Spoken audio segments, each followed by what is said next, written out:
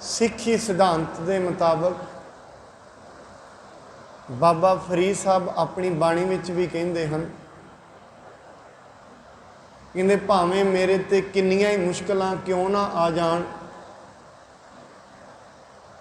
चारे बन्ने मेरे तरफ संकट गहराए हुए होण, पर फिर भी मैं सतगुरु के दर्शनां नूं जाना ही जाना है। इस चीज़ नूं मुख रखदिआं आप जी गुरुद्वारा साहिब विखे शरधा अते सत्कार दे फुल भेंट कर रहे हो। सतगुरु जी महाराज किरपा करन, आप सब दियां मनोभावनावां संपूर्ण करन। रो विचार गुरबाणी मनुख नूं, मनुखी जीवन नूं अज दियां मुश्किलां अते चिंतावां दे विचों कढ के एक आनंददायक जीवन दे विच लैके जाण दी कोशिश करदी है। मनुख अपनी जिंदगी दे विच आनंद दे नाल किवें जीव सकदा है।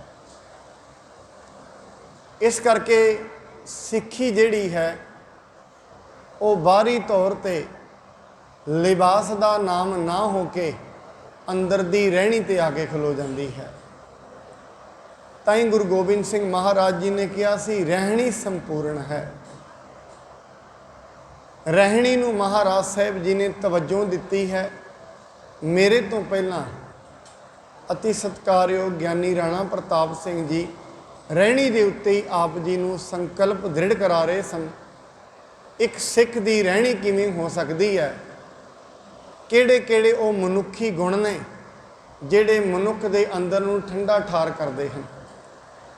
सो सतगुरु जी महाराज अपनी बाणी दे विच मनुख नूं अपनी जिंदगी दे विच किवें बदलण दा यतन करते हैं। मनुख दी जिंदगी दे विच असीं इह वेखदे हां गुरबाणी दे अनुसार जो कुछ भी दुनिया ते हो रहा है, हर एक चीज़ के पीछे कोई ना कोई कारण है।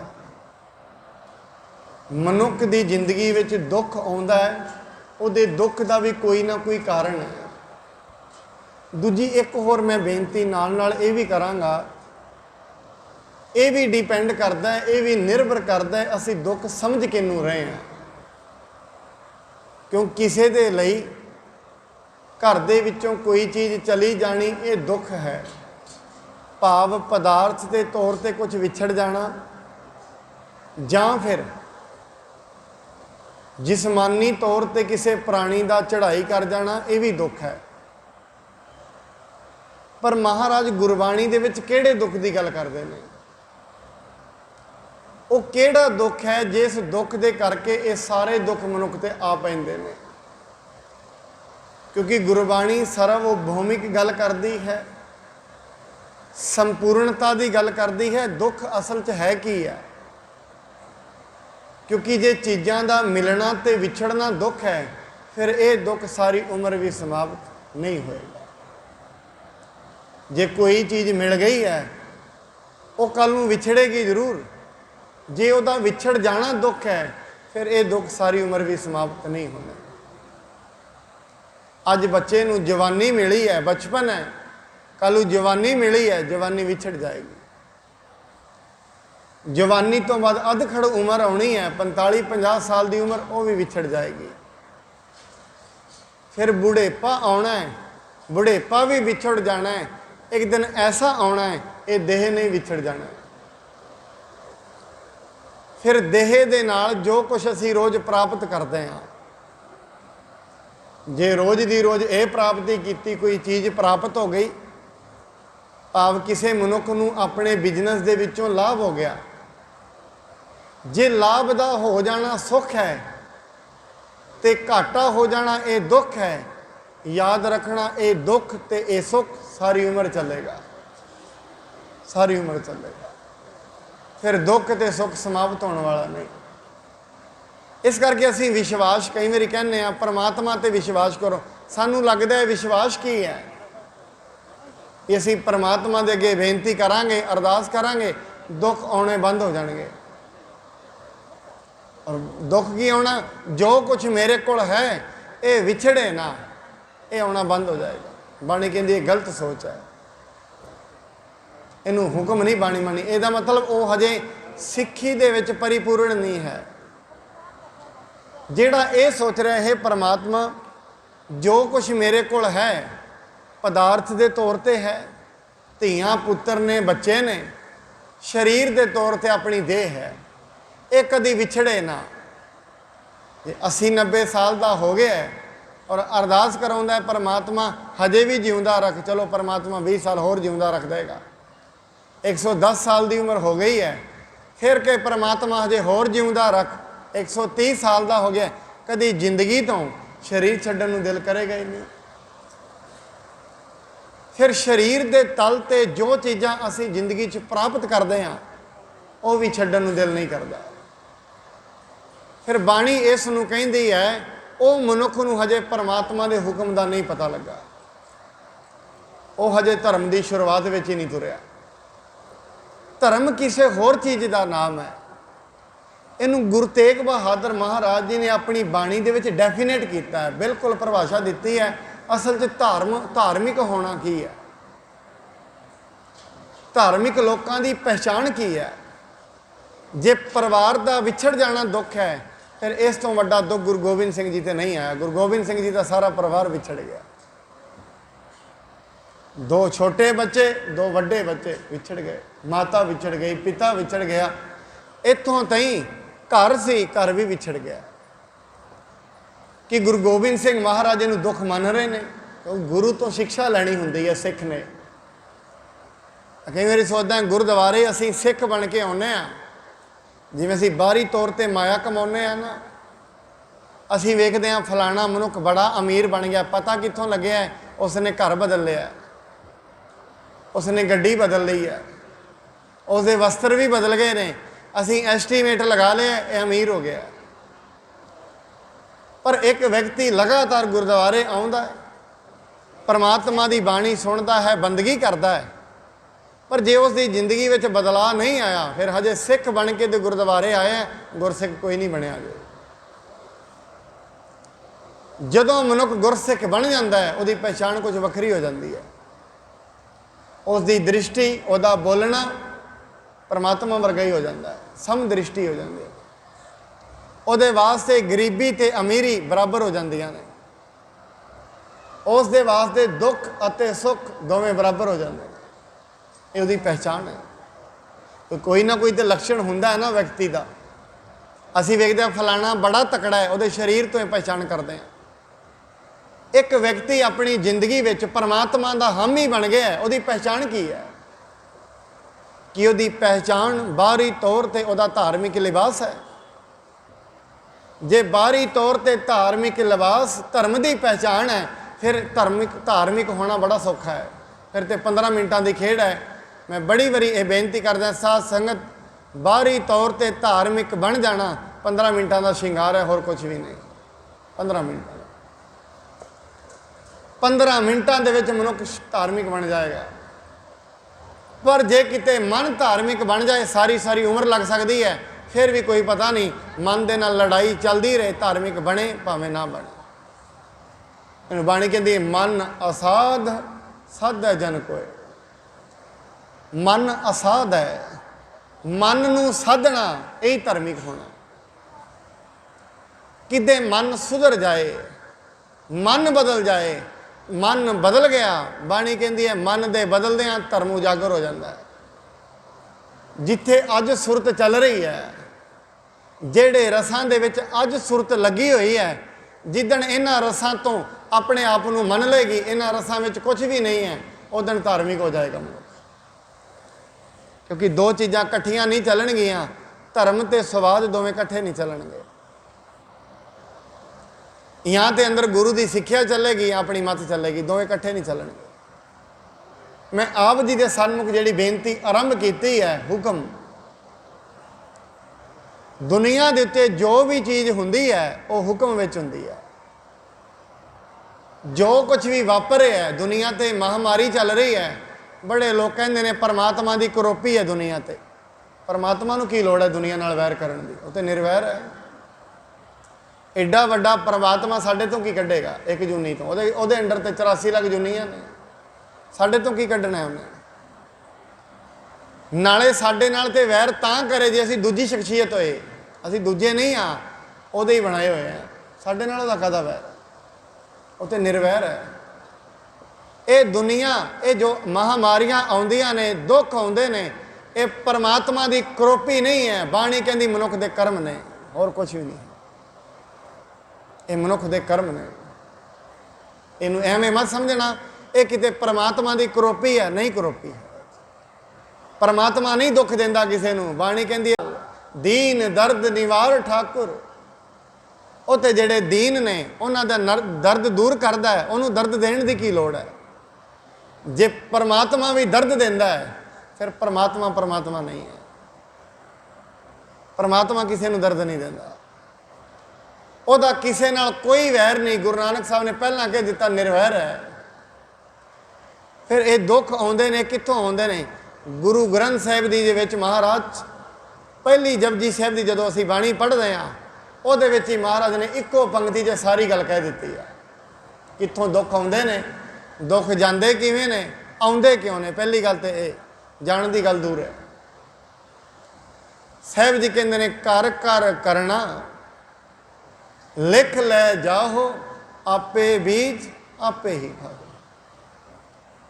पर ऐसी गल हुंदी है बीज दे विच ते उहदे पक्कण दे विच साल साल का अंतराल हुंदा है जो कर्म अज कीता है हो सकता है उसका रिजल्ट अज ना मिले ये गल याद रखो जो कर्म अज कीता है रिजल्ट तो अज ही मिल गया है साढ़े सामने कितना साल तो ही आएगा क्योंकि असे दृष्टा नहीं अपने मन दे इनू वेदांत दे विच दृष्टा कहंदे ने डूंगी गल इनू कहंदे ने असी दृष्टा नहीं अपने आप दे अपने मन नू असी वेख नहीं सकते इस करके मनुख अज किसी नू माड़ा बोले है अज किसी का माड़ा सोचिया है भावें दूजे धर्म का सोचिया होए मैं तो कई बार कहना होना है जात की जात दे नाल ईरखा धार्मिक मंदिर की धार्मिक मंदिर दे नाल ईरखा याद रखना ये ईरखा भी रब नू प्रवान नहीं है उहदे दर ते कोई ईरखा नहीं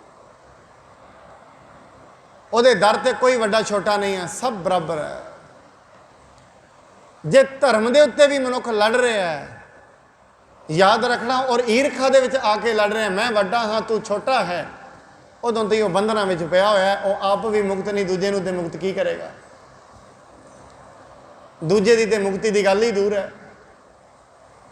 असल दे विच जो कुछ भी मनुख कर रहा है जो कुछ भी ये वापर रहा है ये कर्मां का नतीजा है और एक गल होर याद रखना कर्म एक व्यक्ति के भी हुंदे ने कर्म सारे परिवार के भी हुंदे ने कर्म सारे देश के हुंदे ने कर्म सारी दुनिया के भी हुंदे ने कई बारी ऐसा हुंदा है कर्म एक भरा माड़ा करता है सारे परिवार को भुगतना पैंदा गल है कई बारी एक कौम दे विच एक व्यक्ति माड़ा करता है सारी कौम को भुगतना पैंदा एक धर्म दे विच एक व्यक्ति अधार्मिक काम करता है सारे कौम को सारे धर्म को भुगतना पैंदा सारी जात को भुगतना पैंदा इस करके ये याद रखना मनुखा जाति दे विच कर्म किसी ने माड़ा किया है भुगतना सारी मनुखा जाति को पै रहा अज दुनिया का सरमोर बाणी ये कहती है 84 लाख जुनिया दे विच सब तो सिरमौर जुनी है मनुखा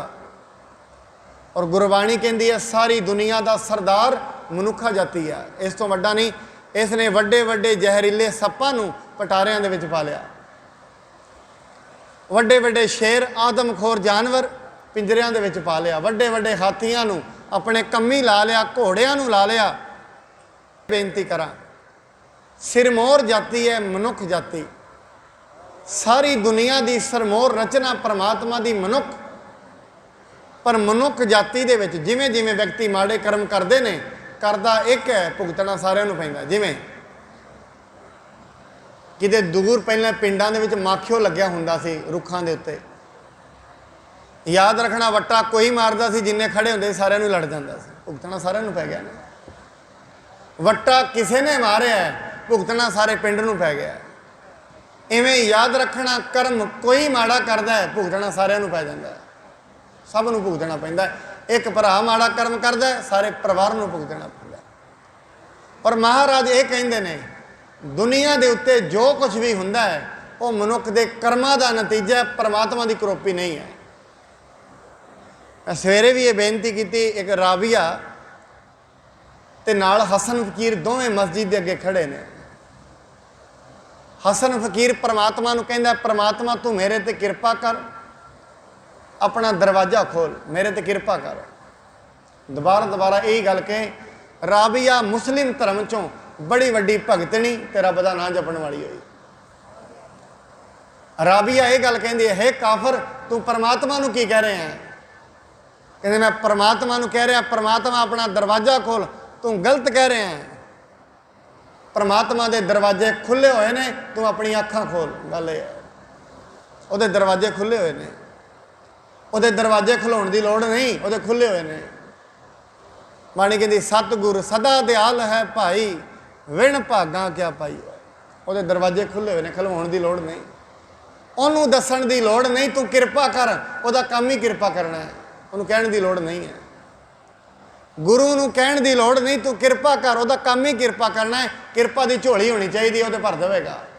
पात्रता ही नहीं है, भरेगा कि जदों किरपा लैण वाला मनुख दे कोल बर्तन ही नहीं है, भरेगा भी कित्थों? इतों भी नहीं भरेगा।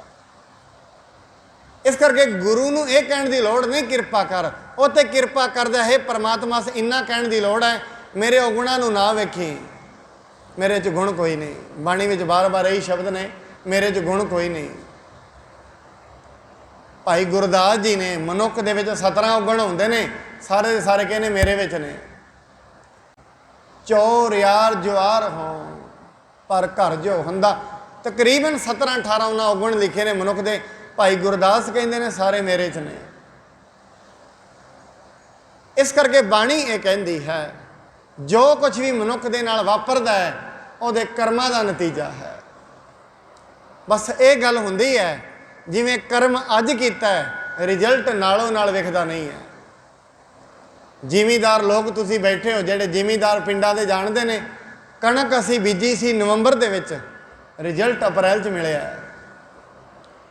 अंब दा बूटा अज लाओगे नालों नाल फल नहीं मिलते, 2 साल बाद मिलते हैं।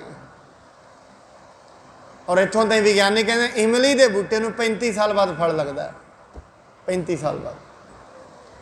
दुनिया ते बड़े बड़े दरख्त ने, फल तो सारिਆਂ ਨੂੰ लगता है, किसी ਨੂੰ साल बाद लगता है, किसी ਨੂੰ 2 साल बाद लगता है, किसी ਨੂੰ 5 साल बाद लगता है। कर्म मनुख अज करेगा, जे माड़ा कीता है माड़े का रिजल्ट तो जरूर आएगा। अज सामने नहीं आ रहा, साल 2 साल बाद आ जाएगा। फिर मनुख ने किया, मैं तो कदे माड़ा किया ही नहीं, असी तो किसी का कभी माड़ा सोचिया ही नहीं। फिर परमात्मा नूं गलती लग गई है। इहदा तो मतलब यही है, इहदा तो मतलब है परमात्मा नूं गलती लग गई। असी माड़ा कदे किसी ना किता नहीं, किसी का माड़ा सोचिया नहीं है। बाणी कहती है 3 तरीकों नाल मनुख कर्म कमाउंदा है।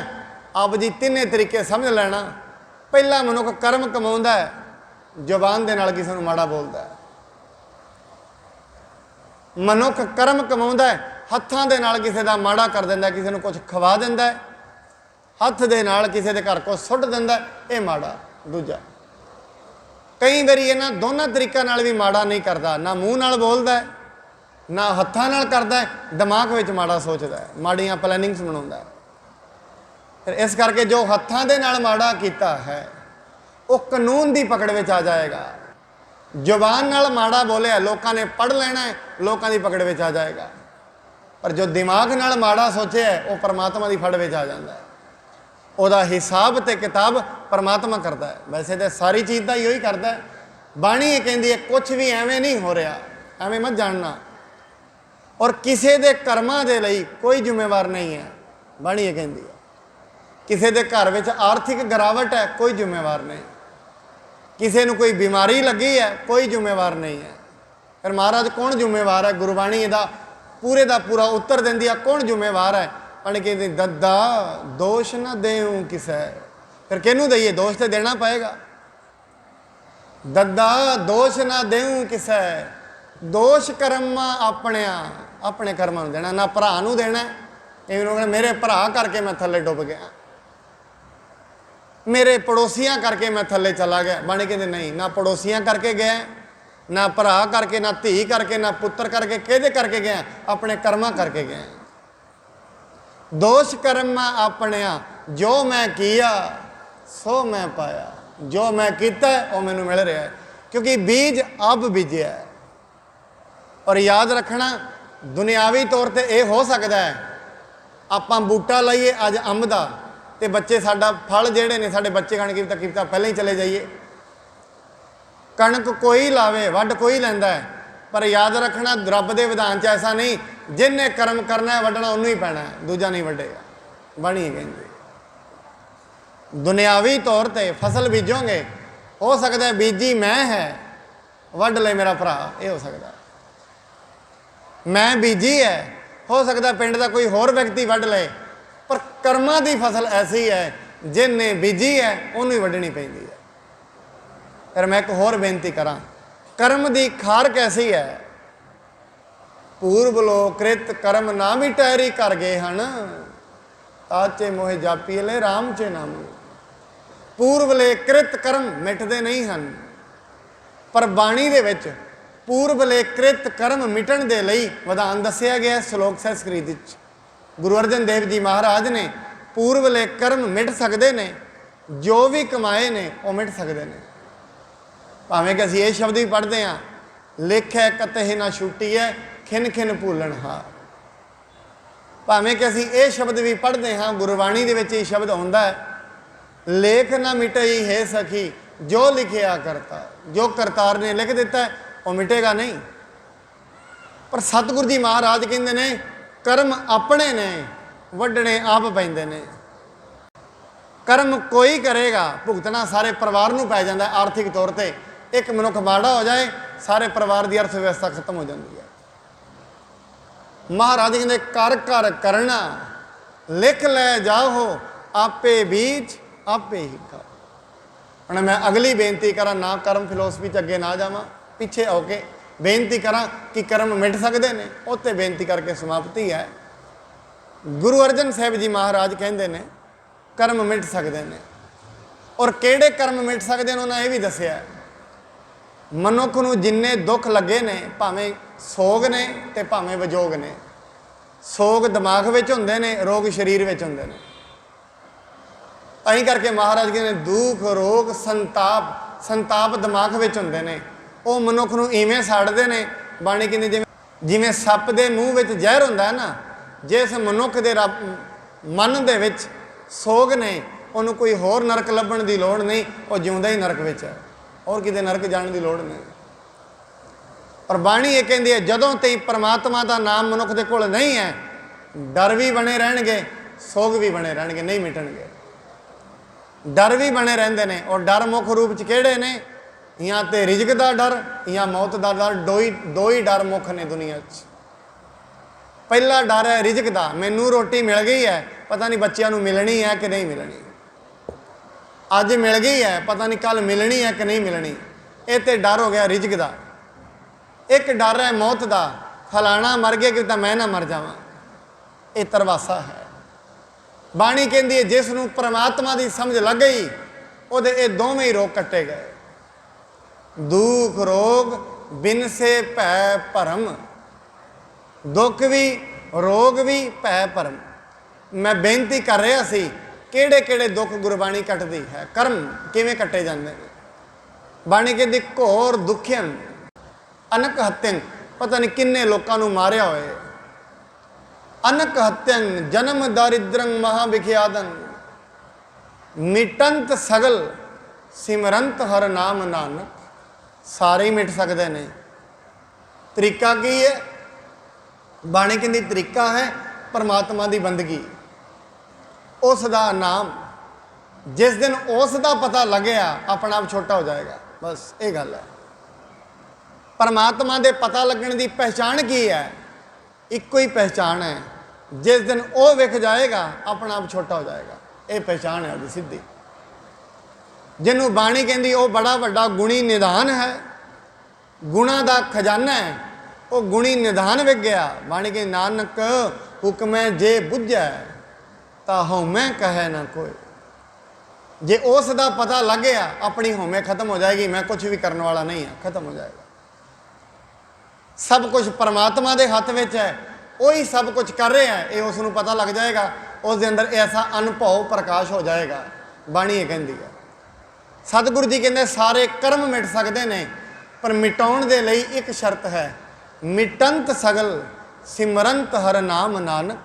परमात्मा की याद, उहदी याद का मतलब पता लग जाना मैं कुछ भी नहीं हाँ, मेरे कीतिया नहीं हो रहा, सब कुछ हो रहा है, मैं तो एक पार्ट हाँ विच परमात्मा का। बस हुण महाराज ने उदाहरण दिता है फिर अगे लकड़ का, जैसे पावक काष्ट भस्मं क्रोध। उदाहरण बड़ा कामयाब महाराज ने दिता। लखां टन लकड़ा नूं साड़ना है तो लखां टन अग की जरूरत नहीं है। महाराज कहते कितनी जरूरत है, कहते सिर्फ एक चिंगियाड़ी बड़ी है। एक चिंगियाड़ी सारे दे सारे लखां टन लकड़ नूं साड़ के स्वाह कर देगी। बाणी कहती जन्मां जन्मांतरां दे पाप होण, जन्मां जन्मांतरां दे सिमरतियां कट्ठियां होईयां होण मनुख दी सिमरती दे विच। क्योंकि साध संगत मनुख दी सिमरती दे विच जिस नूं अनकॉन्शियस माइंड फ्राइड कहंदा है, जिस नूं असीं ये कह सकते हैं अवचेतन मन, मनुख दी सिमरती दे विच सिमरतियां कट्ठियां ने और कई जन्मां दियां ने। बाणी ये कहंदी है वो जिहड़ियां सिमरतियां ने मनुख दी दिन प्रति दिन दी क्रिया नूं प्रभाव पाउंदियां ने। असीं कहने ये काम मैं करना तो नहीं सी चाहुंदा, पता नहीं धक्के नाल ही हो गया। किवें हो गया वो? क्योंकि मनुख दे विच सिमरती पई है उहदे पिछे, जिन्हों बाणी कहती जन्म जन्म की इस मन को मल लागी। शरीर वखरा मिलता है, मन वखरा नहीं मिलता। इस करके शरीर के खत्म होने के नाल कर्म खत्म नहीं होंगे, कर्म मनुख नूं भुगतने पैंदे ने। इस जन्म च नहीं भुगतेगा, अगले च भुगतने पैणगे। कर्म खत्म नहीं होंगे। इस करके सतगुरु जी महाराज कहते हैं मिटंत सगल सिमरंत हर नाम नानक, जैसे पावक काष्ट भस्मं क्रोध। जिमें एक छोटी जी अग की चिंगियाड़ी लखां टन लकड़ नूं साड़ के स्वाह कर देंदी है। एक परमात्मा की याद असीं रोज़ रोज़ कर रहे हैं। आपां कहांगे मैं तो रोज़ जपदा पिया हाँ, होए तो नहीं। ਇਹਦਾ एक छोटा जिहा देसी फार्मूला असीं स्कूलों में वेखिआ। जदों बच्चे जिहड़ी चीज़ असीं रोज़ रोज़ पढ़ते हैं, रोज़ रोज़ जपते हैं, एक दिन साडी सिमरती का हिस्सा बन जाती है। पहले समय च ना स्कूलों के विच एक बच्चा अगे खड़ा हो जाता सी, बाकी बच्चे पहाड़े पढ़ते होंदे सन, 2 दा 3 दा 4 दा। बच्चे रोज़ रोज़ पहाड़े पढ़ते सन। जिन्हों नहीं भी सी आउंदे, जिन्हों ये भी नहीं सी पता 10 ते 5 की गुणा करिए 50 हो जाता है, पर उसनों भी 10 का पहाड़ा याद हो जाता सी। कारण की है? रोज़ रोज़ चीज़ पढ़ी, सिमरती का हिस्सा बन गई। इस करके असीं ये कहते हैं रोज़ रोज़ वाहिगुरू करिए, एक दिन सिमरती का हिस्सा बन जाएगा। मन अचरजता में चलेगा, मन कहेगा वाहिगुरू, दुनिया की रचना नूं वेखेगा, कमाल है परमात्मा। दिलों मनुख वाहिगुरू बोलेगा, क्योंकि रोज़ रोज़ बोलिया सिमरती का हिस्सा बन जाएगा। फिर जेड़े भाव तो वाहिगुरू निकलिया है उस भाव दे विच समा जाएगा। इनू कहते हैं सुरत ते शब्द का मिलाप, इनू बाणी कहते हैं।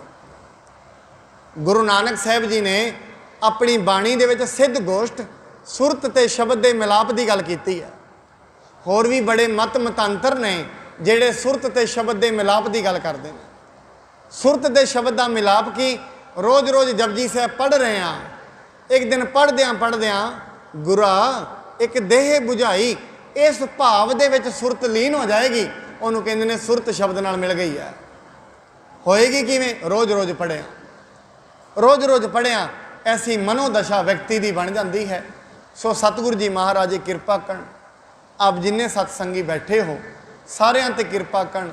परमात्मा की बंदगी उसका नाम जपीए जिन्हों बाणी कहती है परमात्मा सारिया चीज़ों के समर्थ है, उसके हाथ में सारा कुछ है। जिमें सूफियां दे विच हबीब नाम का फकीर होया, वो अक्सर अपने घर दे विच ही रहिंदा सी, उसके घर दे विच खाण लई कुछ नहीं सी। सूफियां दे विच अज भी उन्हां दी जमात चलती है, तो उन्हां दा मुख मंत्र जिमें असीं वाहिगुरू कहने आ, वो अल्लाहू अल्लाहू कहते हैं। कहते हबीब के घर च गरीबी बड़ी सी, अपने घर तो बाहर गया, घर दी कहती कोई दिहाड़ी करो, कोई मेहनत करया करो। हबीब जंगल दे विच जांदा है, सवेरे लैके सवेर तो रात तक रब का नाम जपदा, वो परमात्मा की बंदगी बार बार उन्होंने याद करता, वापस आ गया घर की कहती दिहाड़ी की है, कहते की है, फिर तेनों दिहाड़ी के पैसे नहीं मिले, मजदूरी नहीं मिली, कहते नहीं उन्हें नहीं दी, कल नूं देगा, बड़ी किरपा वाला मेरा मालक है। अगले दिन फिर चलिया, फिर आ गया घर की, फिर पुछदी दिहाड़ी नहीं दी, नहीं दी, कहता सी इकट्ठी दे देंगा। तीजे दिन जान लगा घर की कहती ऐसा करी हुण तू जान ते लग्या, पहला उत्तों दिहाड़ी मंगनी है, पहला उत्तों पैसे मंगने ने, दिहाड़ी फिर करनी है, ये गल करनी। वो चला गया। तीजे दिन सोचदा हुण थोड़ा जा लेट जावांगा, घर दी ना सो जाएगी, नहीं फिर कहेगी पैसे फड़ा। घर विच आया, आके वेखदा घर च चूल्हा बल रहा है, बड़ियां चीज़ां घर दे विच पईयां ने। घर दी कहंदे पुछदा ये कौन दे गया?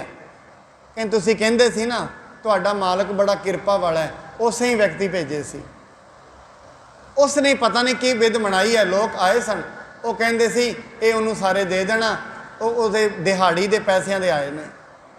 बड़ी खुश, हबीब रोन लग पिया, कहंदा हे परमात्मा तू एडा दयालु है, क्योंकि बाणी इस चीज़ की प्रौढ़ता करती है। बाणी बार बार परमात्मा के इस विश्वास की प्रौढ़ता करती है।